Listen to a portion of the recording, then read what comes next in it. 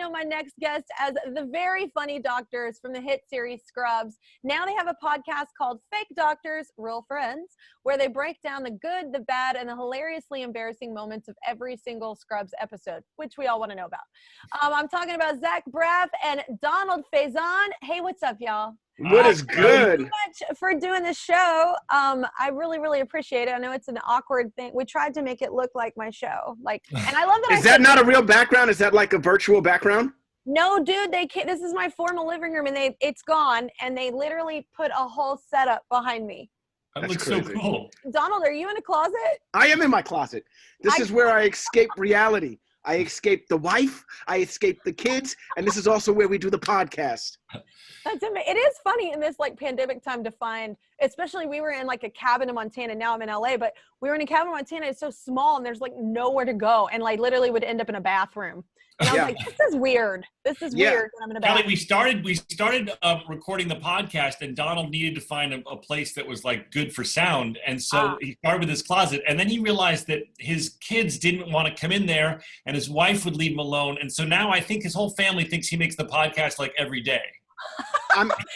He's just I'm in here doing crosswords. Absolutely. Sometimes I doodle. Oh my God. Anyway, I just want to ask you though, because y'all are actual real friends, and that's why I like your podcast. Fake Doctors you played on the TV show, but your friends, has it been hard? I know we're all with our family, it's nice to have that family time, but I miss friends. Do y'all miss each other, hanging out? Oh, I miss them tremendously. So much. That's what started. We were going to do this podcast before quarantine, and because we were planning on doing it, and then when quarantine happened, it became a thing where Donald and I, we can't see each other. So twice a week when we record, we have an hour and a half to just laugh and tell stories and catch up.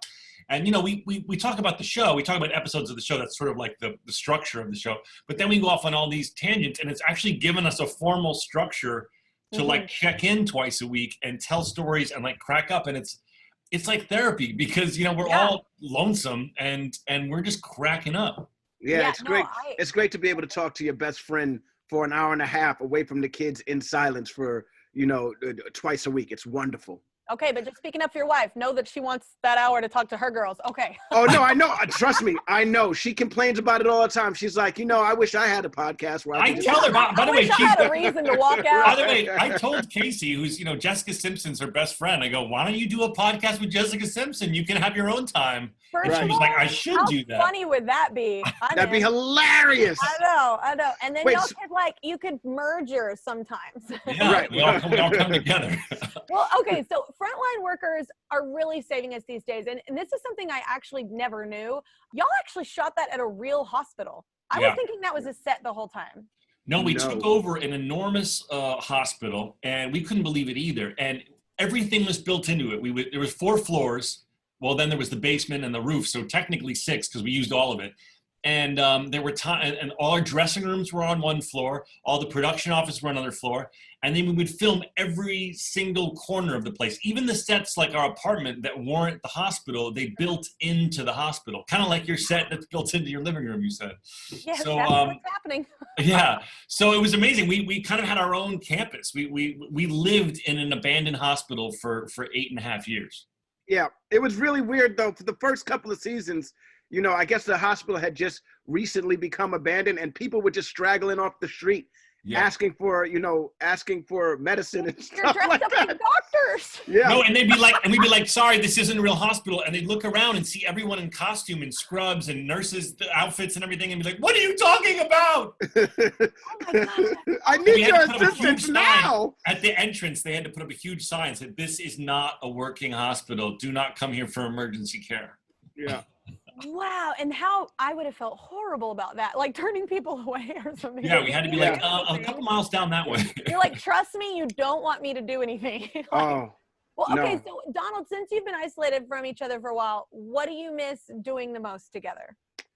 I miss dinners, you know what I mean? Because we get a chance to talk a lot. I miss dinners and drinking wine together and, laughing over a meal. I miss that the most. Okay, Yeah. all of a sudden I want to be real friends with you as well because Will you come be real friends with us? You're more than welcome to. Kelly, Oh my really the God. only reason Donald and I wanted to come on your show, other than to plug our podcast, was to hope that maybe you would be our friend and come to dinner with us when this is all over. You are welcome anytime. I am like literally like I think we're all so excited too about a dinner party or going out to a restaurant, anything like other than what's been happening. Like I am down. Yeah.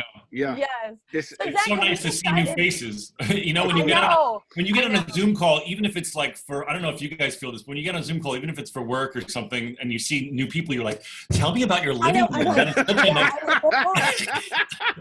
And then you start telling stories that are really not good stories, but it's just what's happening, and you're so entertained by them. And I'm like, why I'm entertained about this is another level of sad. And do you find yourself looking in people's backgrounds? Like I'm like looking at like, oh, what book is that? Oh, that's a gold paint color. I might try that.